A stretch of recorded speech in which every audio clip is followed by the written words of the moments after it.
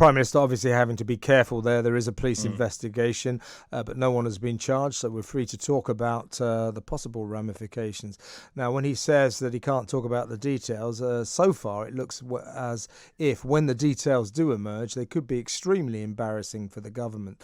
That the bomber, Emad Al Swealmeen, has been here for some time. His first application for asylum was refused in 2014, and ever since then he's basically been repeatedly appealing and applying for asylum again and again and again.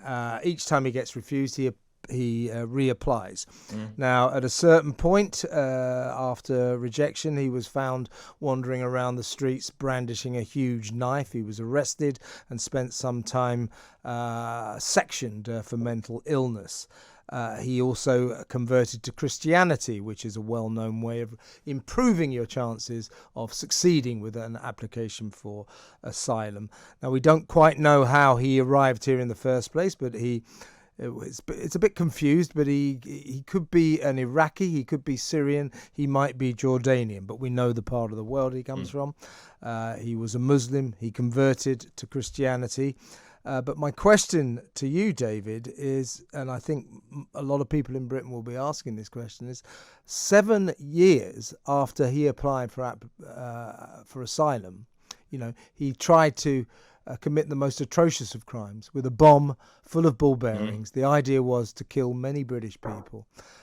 7 years after he was refused his application to stay here, his asylum-seeking application. He's been refused several times since, numerous times. What the hell is he still doing in this country? Well, that's a very good question indeed. I think people around the country are absolutely shocked and appalled. The whole point of the Home Secretary is to keep us safe. And right now, we don't feel very safe, given exactly what you've described. The fact is, if you are not allowed to stay in the United Kingdom, if you failed that, then you should not be in the United Kingdom. And I think, it shows a number of problems with the whole system. The fact is that he'd also been mentally ill, as you mentioned. He'd actually been inside a psychiatric hospital. And of course, then you have to ask yourself, so surely the police knew about this, and therefore, why was he not deported from the United Kingdom? I think people up and down the country are shocked and appalled and want something done.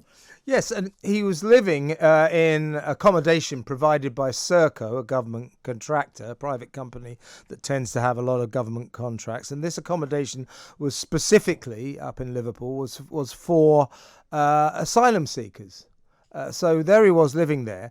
But as I said in my introductory speech, David, it seems as if that you remain an asylum seeker and able to stay here as long as you keep appealing. Well, at what point do we tell them, no, you can't stay here? Because being told that seems to be nothing more than a little hurdle that they just forget about that, then they reapply. It's ridiculous. Well, that's absolutely right. And actually, if you ask the government how many failed asylum seekers there are in the United Kingdom, they refuse to respond. The fact is, I did look back, and from 1997 to 2014, of the 500,000 that were thought to be here, something like 300,000 are still here. And what is very clear is the number of deportations has continually reduced. In 2020, it was something like 47,000, and that has reduced year on year down to about 8,000.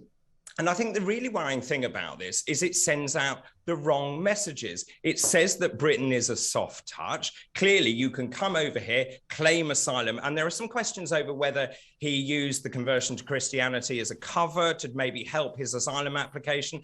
But what does it say? It says that actually Britain is a soft touch. You can come here, you'll be looked after by the UK government, you'll be given bed and lodging. And what does that mean? It means that more people are then tempted to come to this country. Now, this morning, and I know you're going to go and talk about this later, but 30 boats were seen in the Channel coming towards the United Kingdom. This is a problem that is getting worse and worse. The UK is a soft touch, and the government seems to be shrugging its shoulders and not doing anything about it. And I actually think it's time. I think people up and down the country are absolutely aghast at what's going on, and they feel entirely powerless. The government is there to govern. The Home Secretary is there to protect us and to keep us safe, and we don't feel very safe. We certainly don't, and we don't know yet whether Al Swealmeen came here by that method you were talking about, by a dinghy across the channel.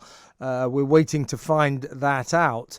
But to go back to my point, I don't expect you to be able to answer this, David, but the question hanging in the air is this. At what point do we say to asylum seekers, after their applications have been refused, get out? Go home, leave. You're not allowed to stay here. It seems that you can just appeal and appeal and appeal. So 7 years after he first applied for asylum and was denied, he's still here, living in asylum seekers' accommodation, especially provided by our government. It seems like it's an endless process and therefore a ticket to reside here permanently. Well, it is an endless process, and it does seem like a ticket to reside. I think people around the country think that if you fail in your asylum application, you should be deported. And I think it's time, actually, the government showed some resolve here. If you fail in your asylum seeking process, you should be deported, and you need to be deported immediately. Clearly, there would be shockwaves around Europe and around the rest of the world for a few weeks, but it would stop the problem. I think the problem is this is also a humanitarian crisis, and I see that very much as a medic as well, because there are people caught in the middle of this. Make no mistake, the people running these boats and bringing people here are making a lot of money. It's something that it is estimated something like £5 million a day. And of course, they know that if the UK government is a soft touch, and if the UK is providing this sort of sanctuary for people, then more will come. So it is chicken and egg, but the government actually needs to govern and get on with the job that people elected them to do.